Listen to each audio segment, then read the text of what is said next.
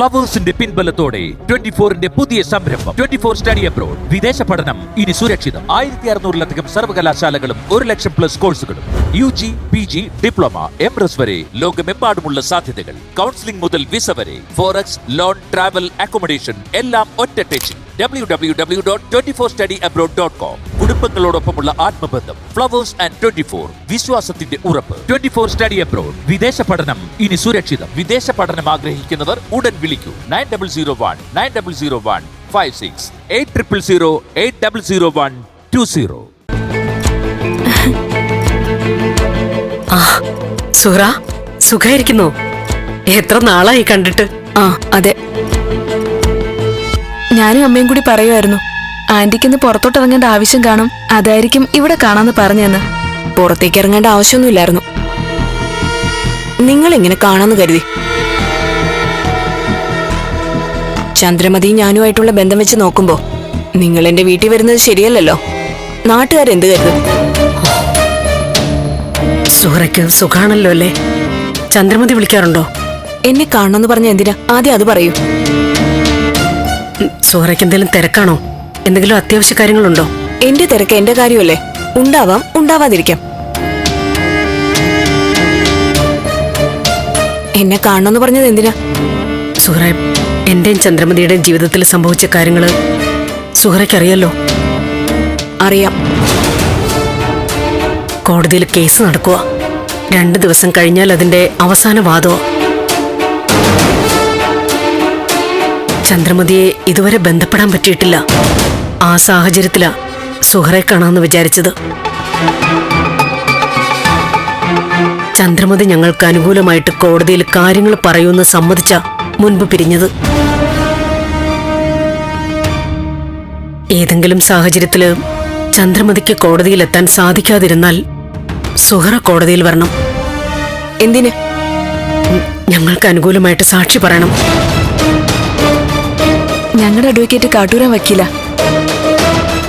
അദ്ദേഹോ പറഞ്ഞ ചന്ദ്രമതി ആന്റി മൊഴി കൊടുക്കുന്ന അതേ പ്രാധാന്യം കിട്ടും ആന്റിയുടെ അടുത്ത ഫ്രണ്ട്സ് മൊഴി കൊടുത്താലോന്ന്. ചന്ദ്രമതിയുടെ ഏറ്റവും അടുത്ത കൂട്ടുകാരി സുഹറയല്ലേ? സുഹറ ഞങ്ങൾക്ക് വേണ്ടി കോടതിയിൽ വരണം. ഞാൻ കോടതിയിലേക്ക് വരണമെന്നോ? ഞാൻ കോടതിയിൽ എത്താതിരിക്കാൻ വേണ്ടിയാ നിങ്ങൾ പ്രാർത്ഥിക്കേണ്ടത്. ഞാൻ കോടതിയിൽ വന്ന സാക്ഷി കൂട്ടി നിന്ന് നിങ്ങൾ വലിച്ചു കീറും. ഞാൻ ചോദിക്കുന്നതിന് ഉത്തരം പറയാൻ പറ്റാതെ നിങ്ങൾ വേർക്കും. നിങ്ങൾക്കെതിരായിട്ടായിരിക്കും ഞാൻ മൊഴി കൊടുക്കാൻ പോകുന്നത്. അത് വേണോ?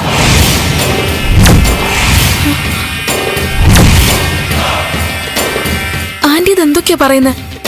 ഞാൻ പറഞ്ഞത് മനസ്സിലാവുന്നില്ലല്ലേ? ആ പാവം ചന്ദ്രമതിയുടെ ജീവിതം തൊലച്ചത് നിങ്ങളല്ലേ? ആദ്യം മീരമോൾക്ക് നിങ്ങൾ ആശ കൊടുത്തു, നന്ദൻ കല്യാണം കഴിക്കുമെന്ന്.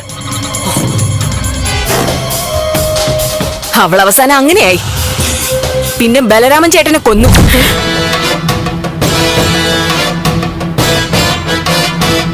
ജീവിതകാലത്ത് ചന്ദ്രമതിക്ക് കണ്ണീര് തോരോ? സമാധാനായിട്ടൊന്ന് ഉറങ്ങാൻ പറ്റുമോ? എന്നിട്ടിപ്പോ വന്നിരിക്കുന്നു കോടതിയിൽ അനുകൂലമായിട്ട് സാക്ഷി പറയാൻ.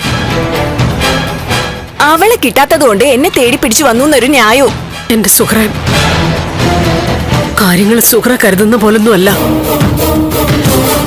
എല്ലാം ചന്ദ്രമതിക്ക് മനസ്സിലായി കഴിഞ്ഞു. തനുജയ്ക്കൊപ്പം അവള് നാട്ടിൽ നിന്ന് പോകുന്നതിന് മുൻപ് ഞങ്ങളെ വന്ന് കണ്ടതാ. കോടതിയിൽ വന്ന് മൊഴി കൊടുക്കാന്ന് സമ്മതിച്ചതാ. നിങ്ങൾ ഈ പറയുന്ന പച്ചക്കള്ളൊക്കെ വിശ്വസിക്കാനേ വേറെ ആളെ നോക്ക്. നിങ്ങൾ ചന്ദ്രമതിയെ അപായപ്പെടുത്തിയെന്ന് ഞാനിപ്പോ സംശയിക്കുന്നു. കുറെ ദിവസമായി അവളെ ഫോണിൽ കിട്ടിയിട്ട്. ആന്റി, ഞങ്ങൾക്കും കിട്ടുന്നില്ല ചന്ദ്രമതി ആന്റിയെ. ഞങ്ങളീ പറഞ്ഞൊന്നും കള്ളമല്ല. സിദ്ധാർത്ഥൻ ചന്ദ്രത്തിന്റെ വീട്ടുകാരല്ലേ? പറയുന്നത് സത്യമാണോ കള്ളോന്നൊക്കെ പ്രത്യേകിച്ച് പറയണ്ട. ആന്റി ഈ രീതിയിലൊന്നും സംസാരിക്കരുത്. അച്ഛൻ അവഹേളിക്കരുത്. ആരെയും അവഹേളിക്കുന്ന സ്വഭാവം സുഹറയ്ക്കില്ല. അവഹേളിക്കുന്നതും അപവാദം പറയുന്നതും കൊല്ലുന്നതുമൊക്കെ നിങ്ങളുടെ ശീലമാ.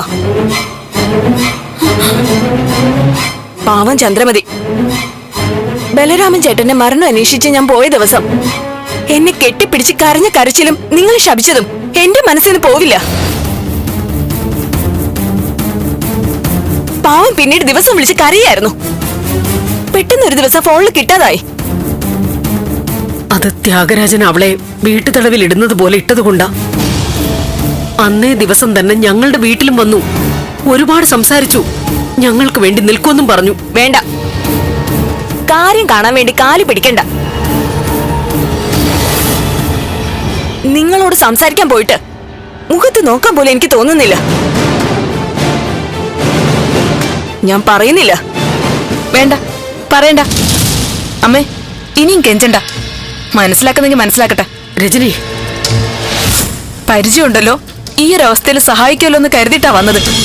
അപ്പൊ വലിയ ആളാകുന്നു. ആന്റിയുടെ മൊഴി ഇല്ലാതെ തന്നെ ഞങ്ങൾ ജയിച്ചോളാം. ആന്റി കോടതിയിൽ വരണ്ട, തീർന്നില്ലേ? ഓ, ഇതുവരെ ഞാൻ വിചാരിച്ചത് കോടതിയിൽ വരണ്ടെന്നാ. പക്ഷെ ഇപ്പൊ മനസ്സ് മാറ്റി. തീരുമാനിച്ചു, ഞാൻ കോടതിയിൽ വരും. എന്തിനാന്നറിയോ? നിങ്ങൾക്കെതിരെ മൊഴി കൊടുക്കാൻ.